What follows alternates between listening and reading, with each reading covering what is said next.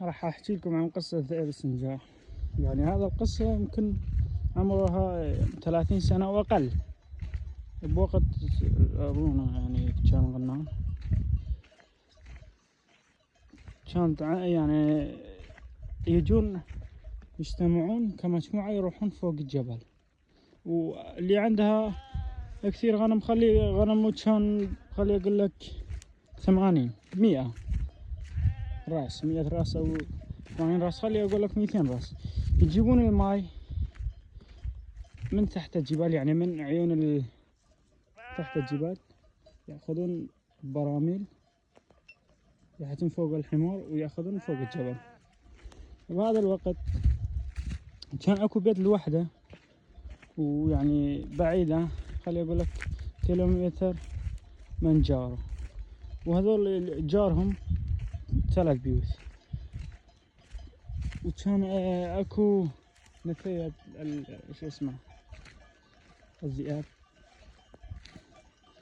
يجي فوق بيتهم، وبيتهم كان بالجبل، يعوي حتى الكلب يروح يمه.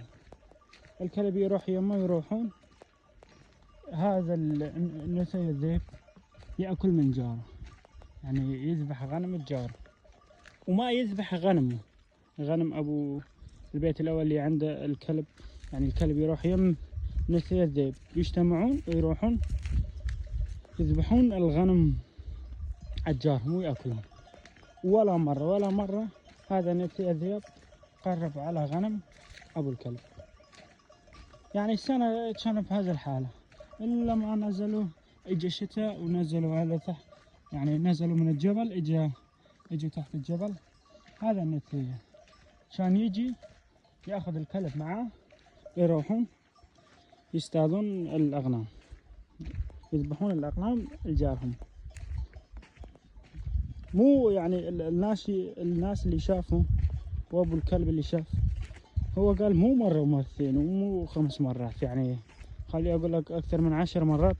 دائما اول ما الذئب يروح على السيت يجي على بيتهم، ياخذ الكلب معاه ويروح على السيت، يعني يروح يذبح الاغنام. واكو شاهد موجودين. هذا القصة يعني خلي اقول لك عمرها اقل من 30 سنة. هذا القصة انا حكيت لكم. والله شيء عجيب، يعني الكلب والذئب يجتمعون يروحون يصطادون. الناس ما راح يصدقون، ولكن حقيقة يصدقون.